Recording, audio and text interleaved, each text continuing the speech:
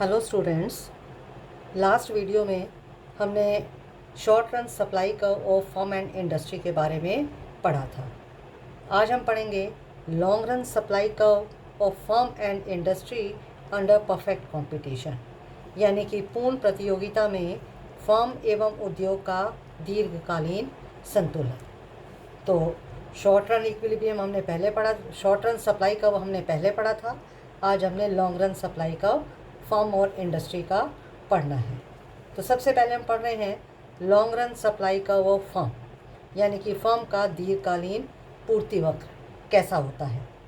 क्योंकि हम long period की बात कर रहे हैं, आपको पता है कि लॉन्ग रन में दीर्घकाल में उत्पादन के सभी साधन परिवर्तनशील होते हैं, सभी फैक्टर्स वेरिएबल होते हैं। यानी कि हम उत्पादन के सभी साधनों को बढ़ाकर, सभी फैक्टर्स को बढ़ाकर हम उत्पादन की मात्रा को जितना बढ़ाना चाहें बढ़ा सकते हैं, जितना कम करना चाहें कम कर सकते हैं। क्योंकि हम लॉन्ग पीरियड की बात कर रहे हैं, तो लॉन्ग पीरियड में फर्म न्यूनतम औसत लागत पर ही उत्पादन करती है। यानी कि लॉन्ग पीरियड में फर्म मिनिमम कॉस्ट के ऊपर प्रोडक्शन कर सकती है और लॉन्ग पीरियड में फर्म को हमेशा नॉर्मल प्रॉफिट ही प्राप्त होते हैं। कभी भी firm super normal profit long period में प्राप्त नहीं करेगी। फर्म को केवल सामान्य लाभ ही लॉन्ग पीरियड में प्राप्त होते हैं। जैसा कि हमने पढ़ा था कि अभी आपको बताया कि लॉन्ग पीरियड में फर्म मिनिमम कॉस्ट के ऊपर प्रोडक्शन करती है। तो ऐसी सिचुएशन में जो मार्जिनल कॉस्ट का वह बिंदु जो लॉन्ग टर्म एवरेज कॉस्ट को स्पर्श करता है और उससे ऊपर का हिस्सा होता है, वहीं से फर्म का सप्लाई कर्व लॉन्ग पीरियड में शुरू होता है। तो क्या बताया कि लॉन्ग पीरियड में फर्म का सप्लाई कर्व कैसा होगा, क्योंकि फर्म मिनिमम कॉस्ट के ऊपर प्रोडक्शन कर सकती है लॉन्ग पीरियड में। तो लॉन्ग पीरियड में लॉन्ग टर्म एवरेज कॉस्ट को स्पर्श करता हुआ जो मार्जिनल कॉस्ट कर्व है, वहाँ से उसका सप्लाई कर्व शुरू होता है। कैसे सप्लाई कर्व शुरू होता है, इसको हम डायग्राम से समझेंगे। देखिए, एक्स एक्सिस पर हमने आउटपुट लिया है या क्वांटिटी ली है, और वाई एक्सिस पर हम ले रहे हैं रेवेन्यू एंड कॉस्ट।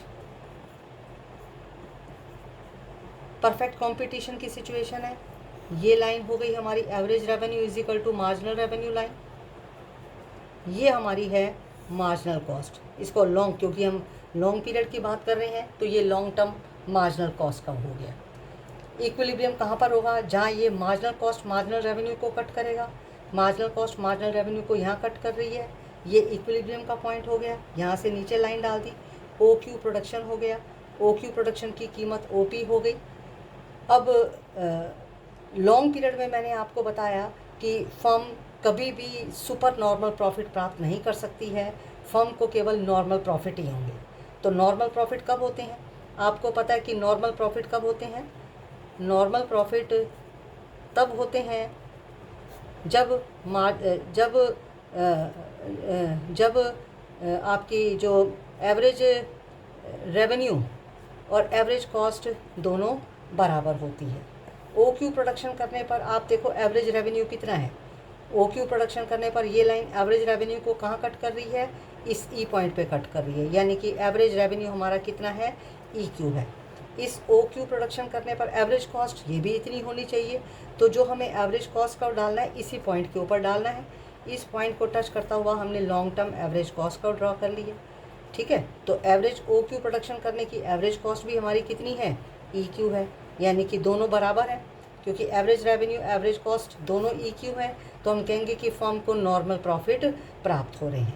ठीक है, तो आपको मैंने बताया कि लॉन्ग रन में फर्म का सप्लाई कर्व कैसा होता है। ये जो मार्जिनल कॉस्ट कर्व है, ये जो मिनिमम कॉस्ट को जहाँ पे कट कर रहा है, लॉन्ग टर्म एवरेज कॉस्ट ये मिनिमम कॉस्ट है। ठीक है, इतनी लागत तो एक फर्म को प्राप्त होनी चाहिए। फर्म को यहाँ पर सामान्य लाभ प्राप्त हो रहे हैं, नॉर्मल प्रॉफिट प्राप्त हो रहे हैं। तो जहाँ पर ये long term marginal cost curve marginal cost curve इस long term average cost curve को जहाँ टच कर रहा है, यहाँ से जो ऊपर का हिस्सा है, यानी कि ई पॉइंट से जो ऊपर का हिस्सा है, ये सारा हिस्सा, ये जो मैंने अब आपको डार्क करके बता दिया, ये क्या कहलाएगा, ये इंडस्ट्री का सप्लाई कर्व कहलाएगा। ठीक है, इस ई पॉइंट से ऊपर का हिस्सा इंडस्ट्री का सप्लाई कर्व कहलाएगा। ठीक है, तो ये long run supply curve firm का इस तरीके से होता है। अब हमने पढ़ना है नेक्स्ट हेडिंग, उद्योग का दीर्घकालीन पूर्ति वक्र, यानी कि long run supply curve of industry. पहले हमने long run supply curve of firm पढ़ा था, अब हम पढ़ रहे हैं long run supply curve of industry. एक इंडस्ट्री का सप्लाई कर्व लॉन्ग रन में कैसा होता है, ये इस बात के ऊपर डिपेंड करता है कि लॉन्ग रन में फर्मों के आकार में क्या परिवर्तन होता है, फर्मों के साइज़ में क्या परिवर्तन होता है, फर्मों की संख्या में क्या परिवर्तन होता है। Long run supply curve industry का इस बात के ऊपर डिपेंड करता है, यानी कि नंबर ऑफ़ फर्म्स, उसके साइज़ में जो चेंजेस आ रहे हैं, फर्म के साइज़ में जो चेंजेस आ रहे हैं, नंबर ऑफ़ फर्म के में जो चेंजेस आ रहे हैं, इसके ऊपर फर्म इंडस्ट्री का सप्लाई कर्व डिपेंड करता है। तो आपने ये पढ़ा था कि जो शॉर्ट पीरियड है, शॉर्ट पीरियड में तो सप्लाई कर्व कैसा होता है, नीचे से ऊपर की तरफ जाता है, लेकिन जो लॉन्ग पीरियड में सप्लाई कर्व किस तरह से होगा, ये इस बात के ऊपर डिपेंड करता है कि इंडस्ट्री में लागत का कौन सा नियम लागू हो रहा है। जैसे लागत के 3 नियम होते हैं, समान लागत का नियम, कांस्टेंट कॉस्ट, बढ़ती लागत का नियम इंक्रीजिंग कॉस्ट, और घटती लागत का नियम यानी कि डिक्रीजिंग कॉस्ट। तो हमें ये देखना है कि लागत का कौन सा नियम लागू हो रहा है, उसके ऊपर सप्लाई कर्व डिपेंड करता है कि सप्लाई कर्व की शेप कैसी होगी। यदि समान लागत का नियम लागू हो रहा है, if constant cost is applicable, तो उद्योग का दीर्घकालीन पूर्ति वक्र एक्स एक्सिस के समानांतर होगा। Then long run supply curve of the industry will be parallel to X axis के पैरेलल होगा। दूसरा, यदि बढ़ती लागत का नियम लागू हो रहा है, if increasing cost is applying, तो उद्योग का पूर्ति वक्र ऊपर की ओर होगा। तो जो सप्लाई कर्व है इंडस्ट्री की, ये ऊपर, नीचे से ऊपर की तरफ जाएगी। यदि घटती लागत डिक्रीजिंग कॉस्ट का नियम लागू हो रहा है, तो उद्योग का सप्लाई कर्व, उद्योग का पूर्ति वक्र कैसा होगा, ये ऊपर से नीचे की तरफ जाएगा। तो इंडस्ट्री का सप्लाई कर्व कैसा होगा, ये इस बात के ऊपर डिपेंड करता है कि लागत का नियम, लॉ ऑफ कॉस्ट कौन सा अप्लाई हो रहा है, कौन सा एप्लीकेबल है। इन तीनों के बारे में अब हम डिटेल से पढ़ेंगे। सबसे पहला आता है constant cost industry and supply curve of industry. अगर एक समान लागत वाला उद्योग है, तो ऐसी सिचुएशन में उद्योग का सप्लाई कर्व कैसा होगा, समान लागत का उद्योग एवं पूर्ति वक्र। अब आपको पता है कि समान लागत का उद्योग क्या होता है। समान लागत वाले उद्योग में क्या होता है, अगर हम उत्पादन को बढ़ाते हैं या कम करते हैं तो लागत समान रहती है, यानी कि लागत में कोई भी परिवर्तन नहीं आता, कॉस्ट में कोई भी चेंज नहीं आता। और ऐसी सिचुएशन में जो सप्लाई कर्व होता है वो एक्स एक्सिस के बराबर होता है। इसको हमने डायग्राम से समझना है, किस तरह से एक्स एक्सिस के बराबर होता है।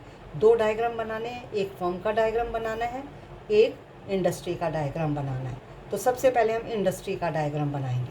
मान लीजिए ये हमने एक्स एक्सिस पर क्वांटिटी या आउटपुट लिया है, वाई एक्सिस पर रेवेन्यू एंड कॉस्ट लिया है, और इसी तरह से हमने एक्स एक्सिस पर क्वांटिटी फर्म के डायग्राम में और वाई एक्सिस पर रेवेन्यू एंड कॉस्ट लिया है। मान लीजिए ये हमारी डिमांड लाइन है, डी डिमांड लाइन है। ठीक है, सप्लाई इसको कहाँ कट कर रही है, मान लो सप्लाई इसको यहाँ कट कर रही है, और ये हमारी है सप्लाई लाइन, ये सप्लाई लाइन है। डिमांड सप्लाई को यहाँ कट कर रही है, ये इक्विलिब्रियम का पॉइंट हो गया। यहाँ से लाइन नीचे डाल दी, ओ क्यू क्वांटिटी हो गई, ओ पी प्राइस हो गई, ओ पी प्राइस हो गई।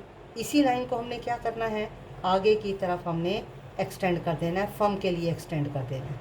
प्राइस कितनी हो गई, ओ पी हमारी प्राइस हो गई। ठीक है, अब मान लेते हैं, मान लो मार्केट में डिमांड बढ़ गई, अभी डिमांड डी डी है, डिमांड बढ़कर डी वन हो जाती है, ये डिमांड बढ़ गई, डिमांड बढ़ गई, डी वन डिमांड हो गई, डिमांड बढ़ गई, लेकिन अभी सप्लाई मान लो नहीं बढ़ी है, तो ये नया डिमांड लाइन सप्लाई को कहाँ कट कर रहा है, यहाँ कट कर रहा है।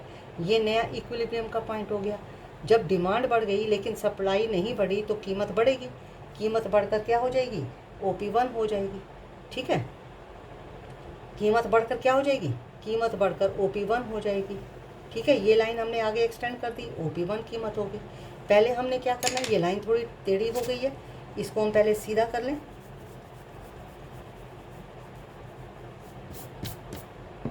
ये लाइन टेढ़ी हो गई थी, इसको हम सीधा कर रहे हैं। डिमांड बढ़ गई तो क्या होगी, डिमांड बढ़ी तो कीमत भी बढ़ जाएगी।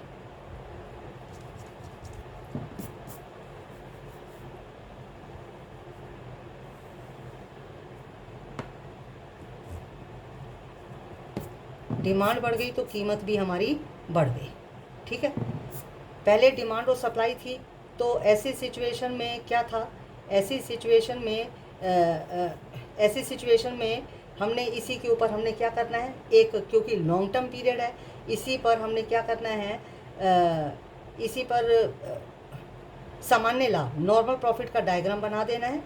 ये लाइन हमारी average revenue is equal to marginal revenue line है, इसके ऊपर हमने डायग्राम बनाया। ये आपकी हो गई लॉन्ग टर्म मार्जिनल कॉस्ट का, मार्जिनल कॉस्ट मार्जिनल रेवेन्यू को यहाँ कट कर रही है, ये इक्विलिब्रियम का पॉइंट हो गया, यहाँ से नीचे लाइन डाल दी, OM क्वांटिटी हो गई।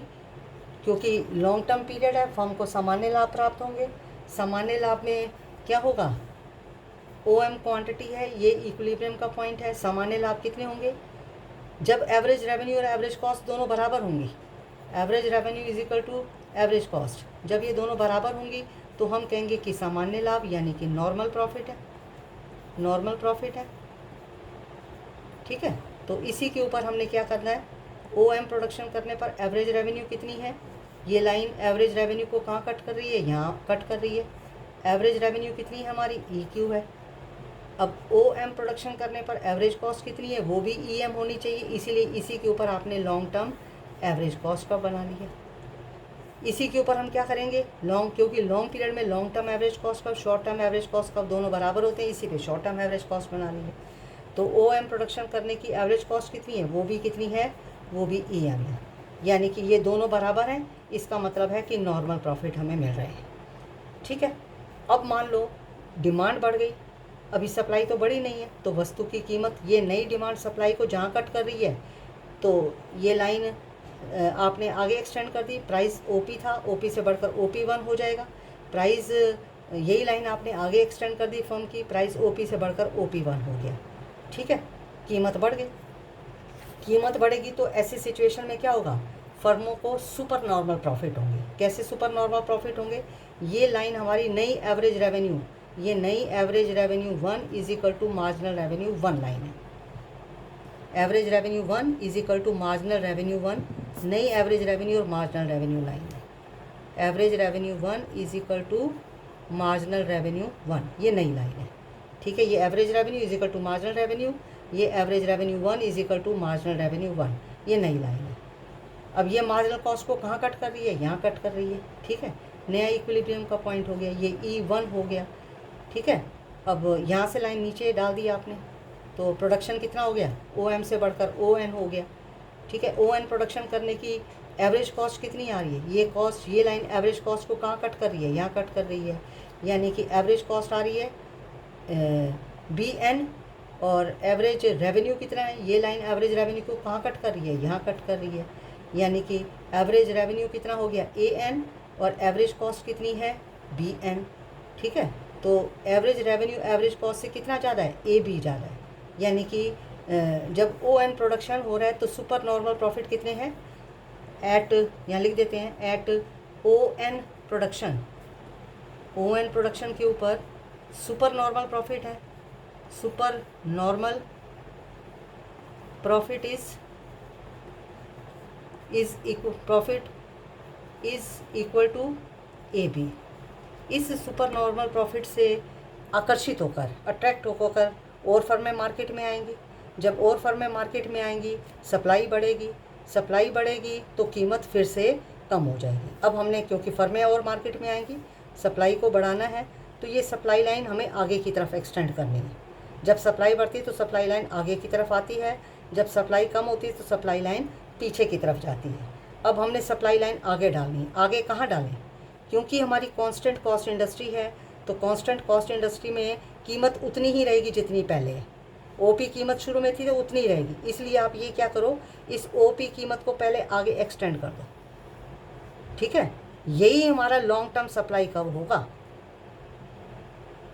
कांस्टेंट कॉस्ट इंडस्ट्री में, या लॉन्ग टर्म सप्लाई लाइन। ये लाइन आगे एक्सटेंड कर दी, लॉन्ग टर्म सप्लाई लाइन नई डिमांड लाइन को जहाँ कट करेगी ना, यहाँ से आपने सप्लाई लाइन निकाल देनी है, क्योंकि सुपर नॉर्मल प्रॉफिट हो रहे हैं और फर्में बाज़ार में आएंगी, और फर्में बाज़ार में आएंगी तो सप्लाई बढ़ेगी, सप्लाई आपने बढ़ानी है, ये सप्लाई बढ़कर S1 और S1 होगी।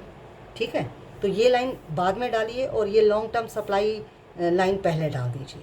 तो हमने यही बात पढ़ी कि कांस्टेंट कॉस्ट इंडस्ट्री में सप्लाई कर्व कैसा होता है। कांस्टेंट कॉस्ट इंडस्ट्री में long term supply line x axis के पैरेलल होता है। ये लॉन्ग टर्म सप्लाई लाइन है, एक्स एक्सिस के पैरेलल है, कीमत दोबारा से कम होकर वही ओपी हो जाएगी। ये हमने पढ़ा constant cost industry and supply curve, x axis के पैरेलल है।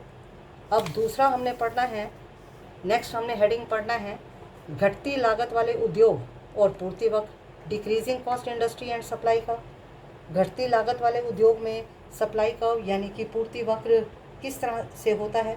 आपको पता है कि घटती लागत वाला उद्योग यानी कि डिक्रीजिंग कॉस्ट इंडस्ट्री में उत्पादन बढ़ाने पर लागत कम होती है। जब हम प्रोडक्शन इंक्रीज़ करते हैं डिक्रीजिंग कॉस्ट इंडस्ट्री में तो कॉस्ट कम होती है, और ऐसी सिचुएशन में जो सप्लाई कर्व है वो ऐसी सिचुएशन में जो सप्लाई कर्व है वो नीचे की ओर जाता है, यानी कि ऊपर से नीचे की ओर आता है। डिक्रीजिंग कॉस्ट इंडस्ट्री में सप्लाई कर्व ऊपर से नीचे की ओर कैसे आता है, इसको हमने डायग्राम से समझना है। हाँ जी, देखिए इसके लिए वही दो डायग्राम बनाएंगे, एक फर्म का डायग्राम बनाएंगे, एक इंडस्ट्री का डायग्राम बनाएंगे। पहले इंडस्ट्री का डायग्राम बनाएंगे। ये एक्स एक्सिस पर क्वांटिटी है, वाई एक्सिस पर रेवेन्यू एंड कॉस्ट है। ये एक्स एक्सिस पे क्वांटिटी है और वाई एक्सिस के ऊपर रेवेन्यू एंड कॉस्ट है। ठीक है, तो ये हमने सबसे पहले लिया, सबसे पहले हम average revenue is equal to marginal revenue line डाल रहे हैं। ये हो गया average revenue is equal to marginal revenue line. ठीक है, ये थोड़ा ऊपर लेना है क्योंकि एक डायग्राम हमारा हमारा डायग्राम और बनेगा, और क्योंकि इसमें जो सप्लाई कर्व है ये ऊपर से नीचे की तरफ आएगा, हम आगे की तरफ आएंगे, इसलिए ये जो एवरेज रेवेन्यू और मार्जिनल रेवेन्यू लाइन है पहले थोड़ी ऊपर की ओर लेनी है। ठीक है, ये एवरेज रेवेन्यू इंडस्ट्री का डायग्राम बना रहे हैं हम। फर्म का डायग्राम में हमने लाइन डालनी है, इंडस्ट्री का डायग्राम बना रहे हैं। इंडस्ट्री के डायग्राम में ये लाइन तो हमारी फर्म में आएगी, इंडस्ट्री का डायग्राम में क्या आएगा, पहले मान लो ये हम डिमांड लाइन ले रहे हैं, ये डिमांड लाइन हमारी हो गई, और अब हम ले रहे हैं सप्लाई।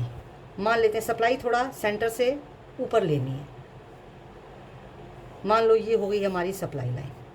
डिमांड और सप्लाई कहाँ कट कर रहे हैं, यहाँ कट कर रहे हैं, यहाँ से लाइन नीचे डाल दी, ओ क्यू क्वान्टिटी हो गई, ओ पी प्राइस हो गई। ये लाइन हमने फर्म के डायग्राम में एक्सटेंड कर देनी है, ये लाइन हमने आगे एक्सटेंड कर दी, ये हो गई हमारी ओ पी प्राइस हो गई। ठीक है, ये लाइन हमारी है average revenue is equal to marginal revenue line. Average revenue marginal revenue को ही प्राइस लाइन बोलते हैं। ठीक है, क्योंकि हम लॉन्ग टर्म की बात कर रहे हैं, दीर्घकाल की बात कर रहे हैं, और दीर्घकाल में क्या होता है, लॉन्ग टर्म में क्या होता है, जब फर्म है या इंडस्ट्री है, लॉन्ग टर्म में इंडस्ट्री को केवल नॉर्मल प्रॉफिट ही होंगे, सुपर नॉर्मल प्रॉफिट तो इंडस्ट्री को नहीं हो सकते। तो इसके ऊपर हमने क्या करना है, नॉर्मल प्रॉफिट का डायग्राम बनाना है। ठीक है, तो ये हम इधर सेंटर से थोड़ा पीछे बनाएंगे क्योंकि एक डायग्राम हमारा और बनेगा, ये सेंटर है इस लाइन का, इससे थोड़ा पीछे बनाएंगे। तो ये हमने डाल दी long term marginal cost. Marginal cost marginal revenue को कहाँ कट कर रहा है, यहाँ कट कर रहा है, ये इक्विलिब्रियम का पॉइंट हो गया। यहाँ से लाइन हमने नीचे की तरफ डाल दी, ओ एम क्वान्टिटी हो गई, ओ एम क्वान्टिटी हो गई। ओ एम क्वान्टिटी का प्रोडक्शन करने पर एवरेज रेवेन्यू कितना मिल रहा है, ई एम एवरेज रेवेन्यू मिल रहा है। इसी क्योंकि हमें नॉर्मल प्रॉफिट होंगे लॉन्ग पीरियड में, तो एवरेज रेवेन्यू और एवरेज कॉस्ट दोनों बराबर होनी चाहिए। एवरेज रेवेन्यू हमारी है ई क्यू एवरेज कॉस्ट, इसी के ऊपर आपने लॉन्ग टर्म एवरेज कॉस्ट का बना देना, क्योंकि ये दोनों बराबर होने चाहिए। तो इसी पॉइंट के ऊपर आपने लॉन्ग टर्म एवरेज कॉस्ट का बना दिया। ये लॉन्ग टर्म एवरेज कॉस्ट का हो गया, ठीक है। और क्योंकि लॉन्ग टर्म एवरेज कॉस्ट का, शॉर्ट टर्म एवरेज कॉस्ट का दोनों बराबर होता है, इसी के बीच में आपने शॉर्ट टर्म एवरेज कॉस्ट का बना दिया। तो OM प्रोडक्शन करने पर एवरेज रेवेन्यू कितना है, EM, और एवरेज कॉस्ट भी कितना है, OM प्रोडक्शन करने पर एवरेज कॉस्ट भी EM है, और ये भी हमारा क्या आएगा, EM, और ये भी हमारा क्या है, EM, ठीक है। एवरेज कॉस्ट भी EM है और एवरेज रेवेन्यू भी हमारी क्या है, EM है, यानी कि इंडस्ट्री को केवल नॉर्मल प्रॉफिट ही हो रहे हैं, ठीक है। अब मान लेते हैं कि डिमांड बढ़ जाती है। पहले DD डिमांड थी, डिमांड बढ़कर हमारी हो गई, डिमांड बढ़कर D1 डिमांड हो गई, ठीक है। लेकिन अभी सप्लाई नहीं बढ़ी, सप्लाई यही है। तो ये नई डिमांड सप्लाई को कहाँ कट कर रही है, ये नई डिमांड सप्लाई को यहाँ कट कर रही है, ठीक है। तो पहले OP प्राइस थी, अब डिमांड बढ़ गई, सप्लाई उतनी नहीं बढ़ी, तो कीमत बढ़ जाएगी। कीमत बढ़कर क्या हो जाएगी, कीमत बढ़कर क्या हो जाएगी, कीमत बढ़कर OP1 हो जाएगी, ठीक है। तो ये कीमत बढ़ गई, ये लाइन हमने फिर क्या करना है, आगे की तरफ डालनी है, कीमत बढ़कर OP1 हो जाएगी। इस बढ़ी हुई कीमत पे क्या होगा,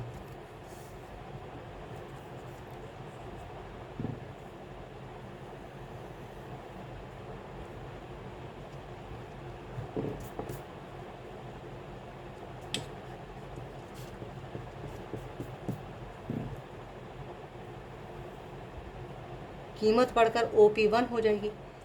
इस बढ़ी हुई कीमत के ऊपर क्या होगा, बढ़ी हुई कीमत जब बढ़ेगी तो ऐसी सिचुएशन में फर्में क्या करेंगी, पहले से ज़्यादा प्रोडक्शन करेंगी। तो ये हमारी नई एवरेज रेवेन्यू 1 और मार्जिनल रेवेन्यू 1 लाइन आ गई, ठीक है। अब ये जो मार्जिनल कॉस्ट है, जो कि कॉमन है, मार्जिनल कॉस्ट इस मार्जिनल रेवेन्यू को कहाँ कट कर रही है, यहाँ कट कर रही है। इसका नाम दे दिया E1। यहाँ से लाइन आपने नीचे डाल दी। जब कीमत बढ़ेगी, फर्में पहले से ज़्यादा प्रोडक्शन करेंगी। पहले OM प्रोडक्शन कर रही थी, अब ON प्रोडक्शन करेंगी, ठीक है। और ON प्रोडक्शन करने पर अब आप देखो कॉस्ट कितनी है, ON प्रोडक्शन करने की कॉस्ट, ये लाइन एवरेज कॉस्ट को कहाँ कट कर रही है, एवरेज कॉस्ट को तो यहाँ कट कर रही है, यानी कि BN। और एवरेज रेवेन्यू कितना है, ये नई एवरेज रेवेन्यू को कहाँ कट कर रही है, यहाँ पर। एवरेज रेवेन्यू है E1 और एवरेज कॉस्ट है BN आपकी एवरेज कॉस्ट है, और E1N आपकी एवरेज रेवेन्यू है, यानी कि एवरेज रेवेन्यू एवरेज कॉस्ट से ज़्यादा है, ठीक है।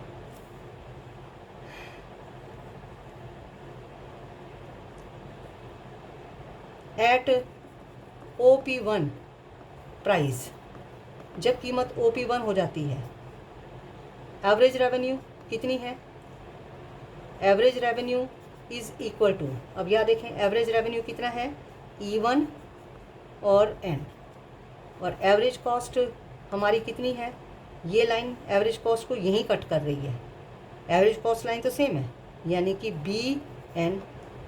तो इसका मतलब क्या है, average revenue is greater than average cost. कितनी ज़्यादा है, ज़्यादा कितनी ज़्यादा है, एवरेज रेवेन्यू एवरेज कॉस्ट से E1B इतनी ज़्यादा है। ये सुपर नॉर्मल प्रॉफिट प्राप्त हो रहे हैं, ठीक है। इस सुपर नॉर्मल प्रॉफिट के होने की वजह से और लॉन्ग टर्म होने की वजह से क्या होगा, और फर्में मार्केट में आएंगी, प्रोडक्शन करेंगी तो फिर क्या होगी, सप्लाई बढ़ेगी। अब सप्लाई हमने बढ़ानी है, सप्लाई कैसे बढ़ाएं, ये लाइन कैसे डालें। इस लाइन को डालने से पहले आपने क्या करना है, जो पहली डिमांड और पहला सप्लाई जहाँ कट कर रहा है, यहाँ से लॉन्ग टर्म सप्लाई कब निकालना है, ठीक है। क्योंकि ये घटती लागत का उद्योग है, डिक्रीजिंग कॉस्ट इंडस्ट्री है, तो जहाँ पहला डिमांड सप्लाई कट कर रहा है, यहाँ से आपने सप्लाई कब निकालना है, ये नीचे की तरफ आएगा, ठीक है। ये लॉन्ग टर्म सप्लाई कब आपका कैसा आएगा, लॉन्ग टर्म सप्लाई कब नीचे की तरफ आएगा। ये आपने निकाल दिया लॉन्ग टर्म सप्लाई का, ठीक है। ये आपने नीचे की तरफ आपने निकाल दिया, ठीक है। जहाँ पर ये लॉन्ग टर्म सप्लाई कर्व नई डिमांड को कट करता है, ये D1 नई डिमांड है, जहाँ ये लॉन्ग टर्म सप्लाई कर्व नई डिमांड को कट करता है, यहीं से आपने सप्लाई लाइन निकालनी है। तो सुपर नॉर्मल प्रॉफिट हो रहे हैं, और फर्में आएंगी, और फर्में आएंगी तो सप्लाई बढ़ेगी, सप्लाई बढ़कर क्या हो जाएगी, S1 हो जाएगी। ठीक है, तो ये आपका हो गया सप्लाई। ठीक है, नई सप्लाई लाइन हो गई और नई सप्लाई नई डिमांड को यहाँ कट कर रही है। फिर क्या हो जाएगा, जब सप्लाई बढ़ेगी वस्तु की कीमत फिर से कम हो जाएगी। सप्लाई बढ़ेगी और वस्तु की कीमत फिर से कम हो जाएगी। ये कीमत शुरू में OP थी, फिर बढ़कर OP1 हो गई थी, अब कीमत फिर कम होकर OP2 हो जाएगी। यहाँ से लाइन फिर आपने आगे की तरफ डाल देना, वस्तु की कीमत फिर से कम हो जाएगी, OP2 हो जाएगी, कीमत कम होगी। ठीक है, और इसके ऊपर फिर आपने नॉर्मल प्रॉफिट का डायग्राम बना देना है। ठीक है, कीमत कम हो जाएगी क्योंकि घटती लागत का उद्योग है, फर्में पहले से ज़्यादा प्रोडक्शन करेंगी, तो यहाँ पर आपने long term marginal cost curve डाला। मार्जिनल कॉस्ट कर्व इस नई एवरेज रेवेन्यू 2 = मार्जिनल रेवेन्यू 2 को यहाँ पर कट कर रहा है। ठीक है, फर्म प्रोडक्शन पहले शुरू में OM कर रही थी, फिर बढ़ाकर ON कर दिया, अब बढ़ाकर OR कर देगी। ठीक है, और इसी के ऊपर आपने क्या करना है, इसी के ऊपर long term average cost curve diagram को ड्रॉ कर देना है। ये long term average cost curve हो गया, ये डायग्राम आपने इसी के ऊपर ड्रॉ कर देना है। और फर्मों को क्या होगा, फर्मों को केवल सामान्य लाभ ही प्राप्त होगा। ठीक है, ये नया इक्विलिब्रियम का पॉइंट हो गया E2। और फर्मों का प्रोडक्शन क्या हो गया, पहले से बढ़ गया, प्रोडक्शन OM से बढ़कर OR हो गया। तो लॉन्ग टर्म सप्लाई कर्व किस तरह से होता है, घटती लागत वाले उद्योग में, डिक्रीजिंग कॉस्ट इंडस्ट्री में लॉन्ग टर्म सप्लाई कर्व ऊपर से नीचे की तरफ जाता है। ये हमने इसमें सीखा है। अब उसके बाद तीसरा आता है बढ़ती लागत का उद्योग और पूर्ति वक्र, यानी कि increasing cost industry and supply curve. Increasing cost industry में सप्लाई कर्व किस तरह से होता है, ये आपने डायग्राम से सीखना है। आपको मैंने बताया कि इंक्रीजिंग कॉस्ट इंडस्ट्री में जो सप्लाई कर्व होता है वो ऊपर की तरफ जाता है। इंक्रीजिंग कॉस्ट इंडस्ट्री में किस तरह से सप्लाई कर्व ऊपर की तरफ जाता है, ये हमने डायग्राम से समझना है। तो ये इंडस्ट्री का डायग्राम है, ये आपका हो गया डिमांड लाइन, ये डिमांड लाइन है DD। ठीक है, और ये ले लेते हैं मान लो हम सप्लाई लाइन, ये आपकी हो गई सप्लाई लाइन। डिमांड सप्लाई दोनों कहाँ कट कर रही है, डिमांड और सप्लाई दोनों यहाँ कट कर रही हैं। ठीक है, तो ये इक्विलिब्रियम का पॉइंट हो गया, ये OP प्राइस हो गया और ये क्वांटिटी हो गई। और यहाँ से लाइन आपने क्या करनी है, आगे फर्म की तरफ शिफ्ट कर देनी है। ये लाइन आपने आगे शिफ्ट करनी है। कीमत कितनी हो गई, OP कीमत हो गई। ठीक है, तो हम बना रहे हैं इंक्रीजिंग कॉस्ट इंडस्ट्री, बढ़ती लागत वाला उद्योग। ठीक है, क्योंकि बढ़ती लागत वाला उद्योग है तो उत्पादन बढ़ाने पर क्योंकि लागत बढ़ती है, तो अब ऐसी सिचुएशन में देखो, इसके ऊपर पहले उत्पादन बढ़ाने पर लागत बढ़ेगी तो फर्में क्या करेंगी, पहले से कम प्रोडक्शन करेंगी। ठीक है, तो शुरू में आपने जो डायग्राम बनाना है, नॉर्मल प्रॉफिट का डायग्राम बनाना है, वो सेंटर से थोड़ा आगे बनाना है, क्योंकि आगे जब हम डायग्राम एक और बनेगा वो पीछे की तरफ बनेगा, क्योंकि बढ़ती लागत का उद्योग है। बढ़ती लागत के उद्योग में उत्पादन बढ़ाने पर लागत बढ़ती है, तो इस सेंटर से पहले आगे डायग्राम बनाओ। यहाँ पर एक आपने long term marginal cost curve बना दिए। मार्जिनल कॉस्ट, ये average revenue = marginal revenue line है, इसको कहाँ कट कर रही है, यहाँ कट कर रही है। ये हमारा क्या हो गया, ये इक्विलिब्रियम का पॉइंट हो गया। और ये मान लो हमारा हो गया OM हो गया प्रोडक्शन, OM प्रोडक्शन हो रहा है। ठीक है, OM प्रोडक्शन हो रहा है और OM प्रोडक्शन करने पर एवरेज रेवेन्यू कितना है एट OM प्रोडक्शन,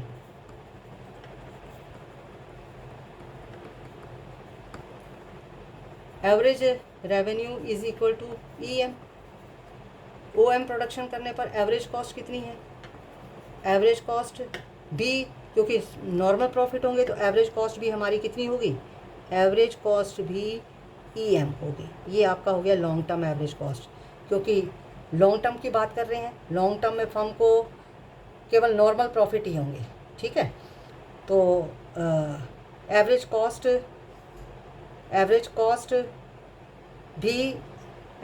और एवरेज रेवेन्यू दोनों बराबर होंगे। तो OM प्रोडक्शन करने पर एवरेज कॉस्ट कितनी आ रही है, एवरेज कॉस्ट भी हमारी आ रही है EM, दोनों बराबर है। एवरेज रेवेन्यू = एवरेज कॉस्ट, यानी कि फर्म को नॉर्मल प्रॉफिट ही मिल रहे हैं, फर्म को नॉर्मल प्रॉफिट ही मिल रहे हैं। ठीक है, अब आगे देखो। हाँ जी, आगे देखिए, मान लो डिमांड बढ़ जाती है, ये डी डिमांड है, डिमांड बढ़कर हो गई D1 डिमांड हो जाती है। ठीक है, अब ये डिमांड सप्लाई को कहाँ कट कर रही है, यहाँ कट कर रही है। डिमांड बढ़ गई, सप्लाई तो अभी बढ़ी नहीं, डिमांड बढ़ गई, सप्लाई नहीं बढ़ी, तो कीमत बढ़ेगी। ये आपकी कीमत बढ़कर OP से OP1 कीमत हो गई।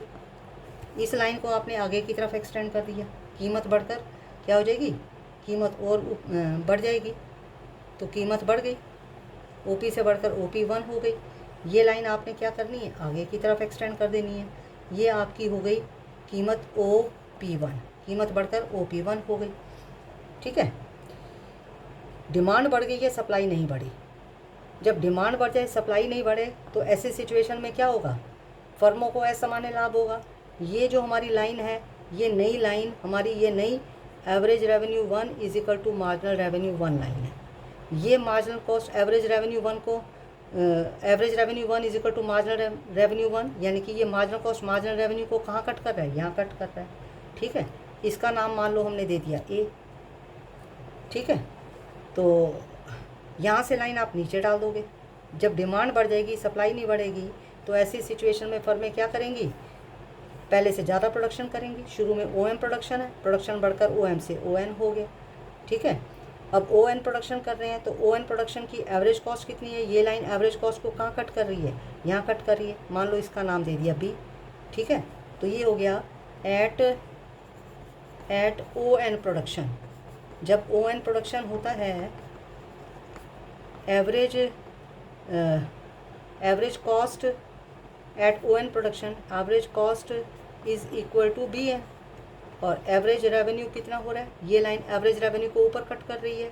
Average revenue is equal to AN, यानी कि average revenue is greater than average cost. कितनी ज़्यादा है, AB ज़्यादा है, AB ज़्यादा है।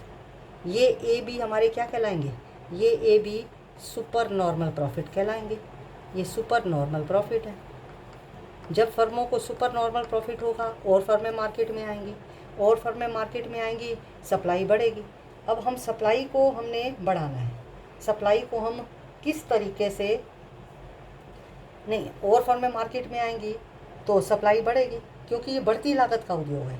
ठीक है, तो बढ़ती लागत के उद्योग में क्या होता है कि जब प्रोडक्शन को बढ़ाया जाता है, तो क्योंकि उत्पादन बढ़ाने पर लागत बढ़ती है, बढ़ती लागत के उद्योग में उत्पादन बढ़ाने पर क्या होता है, लागत बढ़ती है।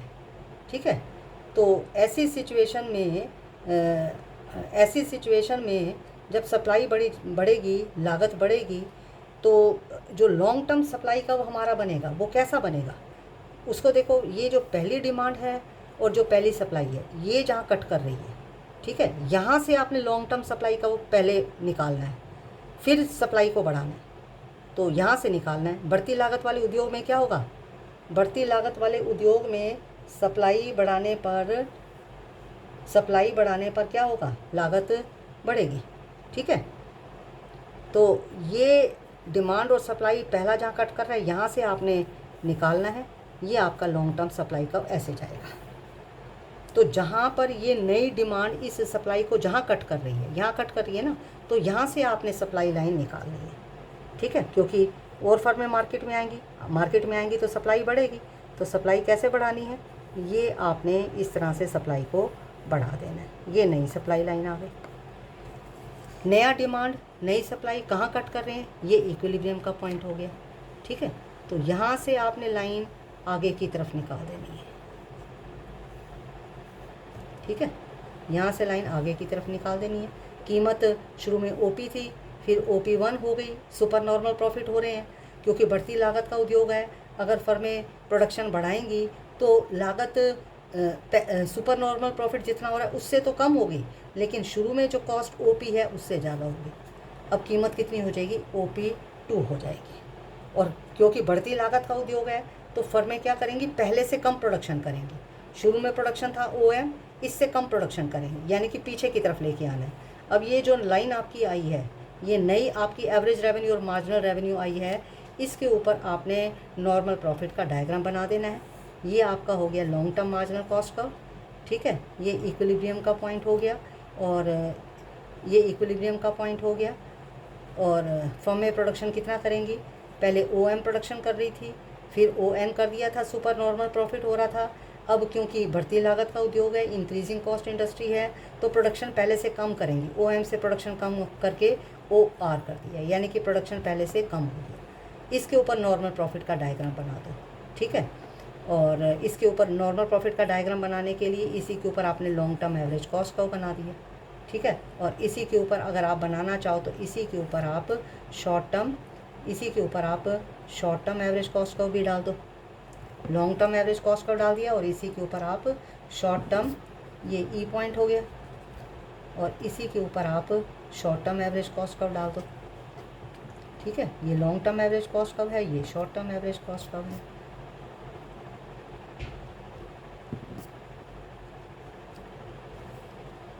ठीक है। और ये short term average cost curve है। फर्मों को केवल नॉर्मल प्रॉफिट ही प्राप्त होगा और कीमत पहले कीमत OP थी और कीमत OP से बढ़कर OP2 हो गई। तो बढ़ती लागत वाले उद्योग में जो लॉन्ग टर्म सप्लाई कर्व है वो क्या आ जाता है, ऊपर की तरफ जाता है। घटती लागत वाले उद्योग में लॉन्ग टर्म सप्लाई कर्व नीचे की तरफ आता है। समान लागत वाले उद्योग में long term supply curve x axis के पैरेलल होता है। इसके साथ ये हमारा सप्लाई कर्व, लॉन्ग पीरियड में सप्लाई कर्व किस तरह से होगा एक इंडस्ट्री का, वो हमने पढ़ लिया। हमारा ये हेडिंग भी सप्लाई कर्व का कंप्लीट हो गया और इसके साथ ही हमारा ये चैप्टर भी कंप्लीट हो गया है।